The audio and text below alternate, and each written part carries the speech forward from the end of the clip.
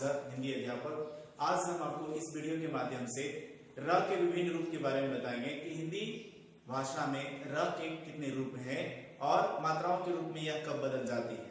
इसकी पहचान करना और इसे लिखना, इसका शुद्ध उच्चारण करना आप सीख सकेंगे। तो र जिस तरह से आप हमारे पीछे ग्रीन बोर्ड पर देख रहे हैं कि र के विभिन्न रूप में र जो है, र हलंत लगने के बाद इसकी 3 तरह की मात्राएं आती है। जिसे आप देख रहे हैं, र की 3 तरह की मात्राएं होती हैं। एक तिरछी रेखा होती है, एक तिरछी रेखा इस तरह की होती है जो दोनों तरफ से मूव करती है, और एक है जो कि वर्णों के ऊपर लगती है। मैं तीनों का एक एक उदाहरण नीचे लिख रहा हूं। जैसे आप पहला शब्द पहली रेखा से क्रम, इस मात्रा से क्रम। दूसरी मात्रा है जिसमें प्रक। तीसरा जो है वह है वर्ण। इन तीनों शब्दों में 3 तरह की मात्राओं का प्रयोग हो चुका है। जिस तरह से र की जो पहली रेखा जो मात्रा है वह पहले शब्द में आप देख सकते हैं कि क एक वर्ण है, उसमें एक तिरछी रेखा लगी और इसका उच्चारण हम क्रम करते हैं। उसके बाद आप देखिए ट्रक।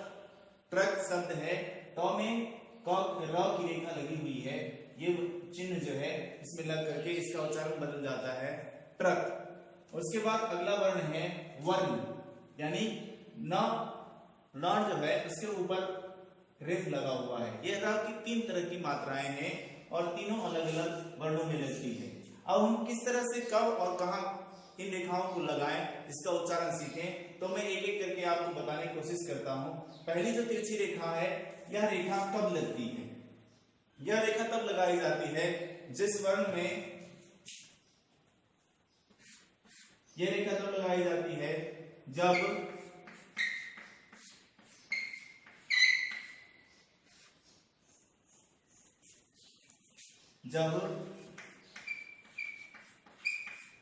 व्यंजन वर्ण में खड़ी पाए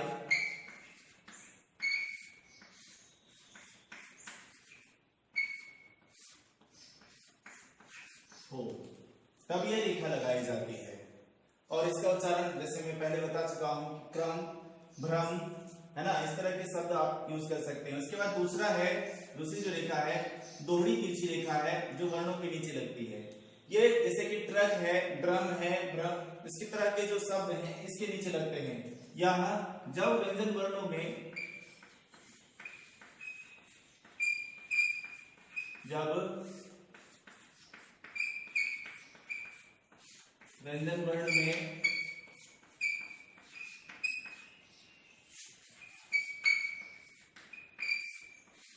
खरी पाई नहीं हो, तो ये रेखा लगाई जाती है। दोहरी तिरछी रेखा वर्णों के नीचे लगाई जाती है। जिस तरह कि आप देख रहे हैं, क है तो क के साथ एक खरी पाई लगी हुई है, इसलिए हमने सिंगल यानी एक जो है तिरछी रेखा का प्रयोग किया है र की मात्राओं के लिए।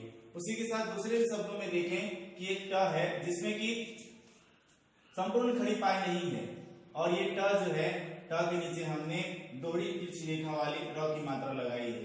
इसका उच्चारण ट्र कर सकते हैं और इसे ट्रक लिखा जाता है। इसी तरह अगला जो वर्ण है, इसके बारे में मैं आपको बताना चाहता हूं कि ये रेफ कब लगता है। इसके उच्चारण में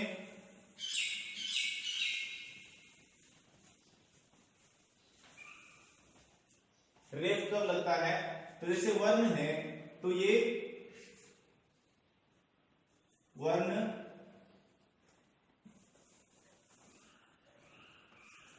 या कर्ण ही शब्द लेते हैं, तो इसका उच्चारण कब होता है?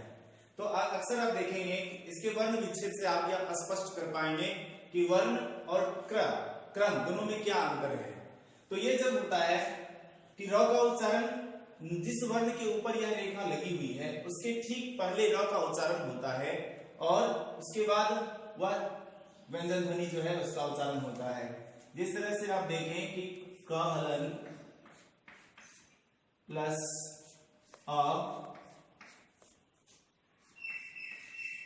प्लस र हलन प्लस न हलन प्लस आ, यानी कि ये वर्ण विच्छेद है इसका। तो इसमें आप देख सकते हैं कि र का उच्चारण पहले हो जाएगा। जब भी कभी रेख वर्णों के ऊपर लगा हो तो वहां पर र का उच्चारण पहले हो जाएगा, उसके बाद उस व्यंजन ध्वनि का उच्चारण होगा। लेकिन बाकी के इन दोनों रेखाओं में जब लगते हैं तो इसके उच्चारण में आप देखिए क्रम शब्द है, तो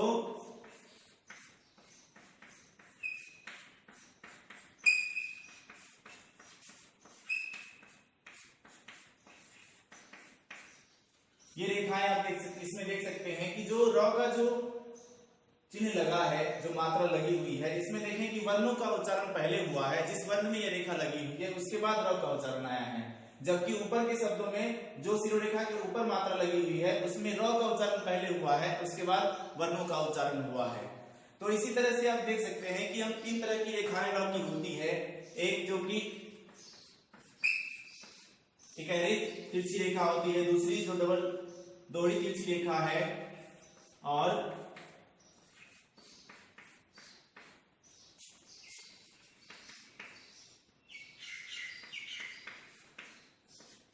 एक जो शिरोरेखा के ऊपर रेखा लगाई गई है। इस तरह से तीनों का अलग अलग रूप है। इन दोनों में कोई भी अंतर नहीं है, सिर्फ यह अंतर है कि एक जो खरी पाई वाले व्यंजन वर्णों में पहले एक तिरछी रेखा लगती है, और जिस व्यंजन वर्ण में खरी पाई नहीं होती है उसमें दोहरी तिरछी रेखा वाली मात्रा लगती है।